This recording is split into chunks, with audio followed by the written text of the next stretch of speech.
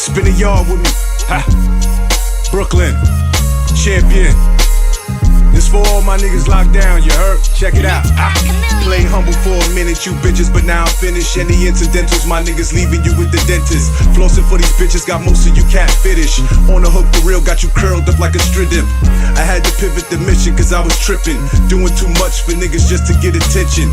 My self-esteem had me thinking the wrong dreams. July 31st, Mustafa was born, bitch, I'm a king. You lying king, you ain't never put in pain. Spun a yard, clapped a nigga for calling you out your name. Been in cuffs, roughed up, COs kicking your face. On a drive, full bags, maneuvering through the state. Kawasaki, Elmira, Marcy, mid-state. Rest in peace, Robert Brooks, we all feeling your pain. Never been on the dance floor, seeing your mama ache. Tears streaming down a pretty face, only the real relate. Spin the yard, nigga.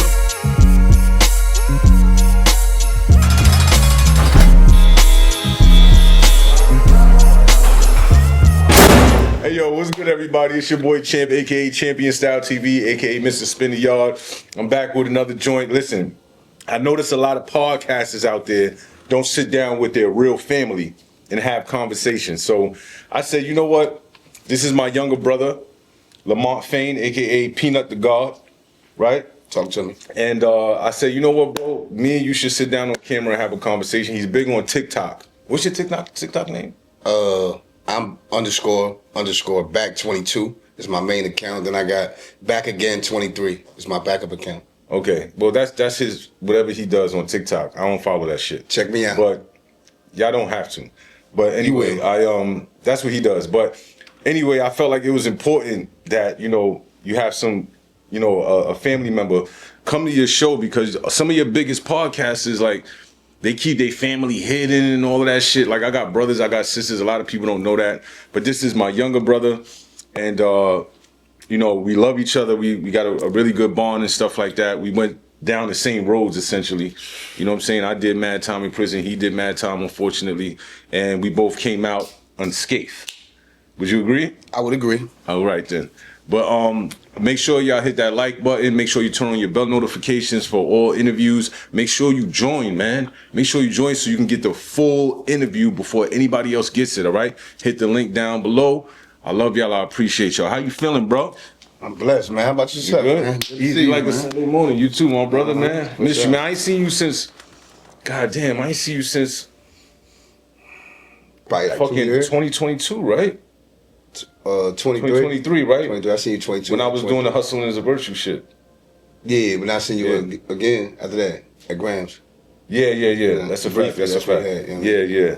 So, like again, I said, I feel it's important that we discuss things like, I was away for like, about 80% of your life. Yeah. Right? But I do have memories of how it was for us coming up, when we was living in Lower East Side. Mm-hmm. You know what I'm saying? A lot of people don't know, but initially, we come from Red Hook Projects and all of that.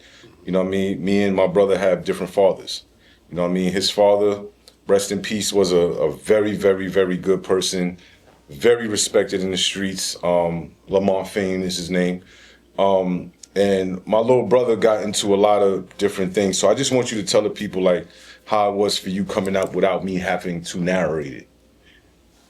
As far as me, like, as far as young? Yeah. Oh, it was hectic, man. It was hectic. I mean, exposed to a lot of things I shouldn't have been exposed to. Was that because of you or because of what was happening in the crib? Oh man, it's because of the household, man. It always starts in the household, But I don't use that as an excuse for my behavior, because I'm able to know right from wrong, and I still decide to do what I do. Right. But it was definitely hectic, Seeing a lot of things. I'm not gonna expose all things, But seeing a lot of things, Are we past the statute of limitation? You ain't gotta just don't say no names. You know what I'm saying? Yeah. But we've seen a lot shit that, some of y'all may could relate. If you know what I mean. We was exposed to a lot, forced us to the streets. We was home by ourselves. Like, what the fuck you thought we was gonna do? Well, no, I mean, when you was coming up, Ma was in the house, but she was, she doing what she do. No, I think you got it a little wrong. She was. Explain it to me. That's how we got took away. If we're gonna talk about it, she wasn't home. That's a fact. And me being young and goofy, I opened the door. Right. And we got took away. You know what I mean? Yeah. So wait. Time out. You trying to tell me you went into Forster? while Yeah. I was locked up? Yeah. I didn't know that. You didn't know that? Nah. Yeah. I thought grandma just came into custody of She y'all. did. All right, so she did, right? But you know, I was bad. Yeah, you I mean, I wild. probably and, was. and I know that they was like her specifically. She was trying to, get you the mental health help that you needed at that time because you didn't know what you were doing and she didn't know how to handle you. But that didn't work neither. Yeah, but I mean, listen, I'm one of them guys. I have to learn for myself. Right. Yeah, I mean, I had to go through it. But at the same time, she tried. She did the best she could. But it's like Yeah. it's only so much a woman could do raising a young man. Mm-hmm. You know. But I was out of control, and she had no choice. I went into the system. I've been in group homes. I've been in multiple foster homes. Like, you know. But she was incarcerated at the time. Like, Yeah, I was in I think when we first started really, I mean, growing up when you was a baby and everything, like I was around. Mm-hmm. But when I started coming of age as a teenager and running around in the streets, you was with mommy. I was with Laverne. Mm-hmm. And when I started doing the stuff that I did, this is when mommy was living in the Lower East Side. But there is an age gap here. Let's get into that. Yeah, there's a super. So they need to know. Yeah. It ain't no super, but they Yes, need it to know. is. You 30? What? 32? 33. 33. I'm 42. So therefore, Almost 10 years. so when you started, I was still a kid. Yeah, but you used to follow me, bro. I used to try. No, you used to follow me. I remember that time I left mommy house in Lower East Side and went. I was like what 17, 16 years old, and I went and jumped on the F train at East Broadway. And you was in Brooklyn. I remember grandma told you to take me to get a haircut. And this is how bad you. I think you had to be what 16, 17 at the time. And you had a screwdriver in the car. Remember that? I had a screwdriver in the car. Yeah, That's when I was stealing cars like a crazy. motherfucker. Yeah, You hear me? I always pulled up with a different New Jersey Drive shit. different Stoley. You hear me? Yeah, but I was young, you know what I mean? So I was like, you know what I mean? I wanted to be with my brother. I mean, but you was on your, I mean, I was, like I said, I was young. So I understand you wanted to do your thing, but that wasn't going to stop me in the route I was taking.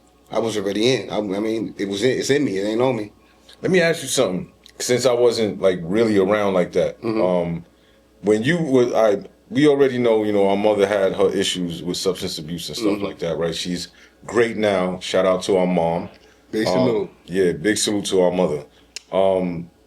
She's, on the right path, been on the right path for decades now. But you seen certain shit in the crib. Like when I would come home on home visits from Lincoln Hall, I came in the crib and I seen certain shit that I was like, what the fuck is going on? You know what I'm saying? But you were there. You were actively living there. Oh, that house was trapped out. Right. So that's what I'm saying. Explain that. Like, what was that? Oh, man. I mean, it was trapped out. I mean, like you said, my mama with the substance abuse and drinking on top of, like, that was the place to be. Like, Everybody used to be. that was the place to be, man. It was a lot of hustling going on through there. There's a lot of money being made through there. There was a lot going on. Like, you know what I mean? Cooking up, all that. A lot of, cooking up, smoking, whatever, bagging up. You know what I mean? So I'm young and I'm seeing this shit. And it's intriguing to me because it's all I knew. Like, it's what I was surrounded, around. Fights, shootings, all type of just like shit I shouldn't have seen. But I'm glad I seen it because I wouldn't want to be green and just so goofy that I don't even know what's going on around me. Well, Unaware. No, I agree with you, but at the end of the day, it was your environment that taught you. Because you got to think about it like this. Let's say you grew up in Park Slope and didn't witness that stuff, and you be on a different path in your life. No. You know what I'm saying? You might have been in the NBA. You might have been. You understand what I'm saying? Might have been something totally different. Because I know how smart you are. You always been smart. Yeah. You know what I'm saying? You were born a preemie. Right? For sure. You came up out of that, and you were always good with numbers. Yeah, that's my thing. Right. You're a numbers guy. So you're like Ben Affleck in the accountant. You got that side of you, and then you got the smart side of you, where it's like I can break this and that down. I mixed the two. Right. So what I'm saying is, it's the environment altogether that helps. It helps to bring together your state of mind. You understand what I'm saying? Like it helps you to form the thing like your belief system. You know what I'm saying? Your belief system now, like if you're around people that you see there's basketball players, there's engineers over here, there's this person, that person, then you see that in your environment all the time. People going home doing their homework on time, getting home on time. If that's all around you, then you start to mimic that it sets the trajectory for your life. I agree with You that. was on the total opposite side of that. I agree with that mostly. Okay. But where I beg to differ is, like I said earlier, it's in me. It wasn't on me. So it was like you could have put me in the suburbs. It would have came out eventually. I mean, I always had a thing for being defiant. Yes, So- that's a fact. That's why I ran your head through a closet. Spin the yard, nigga.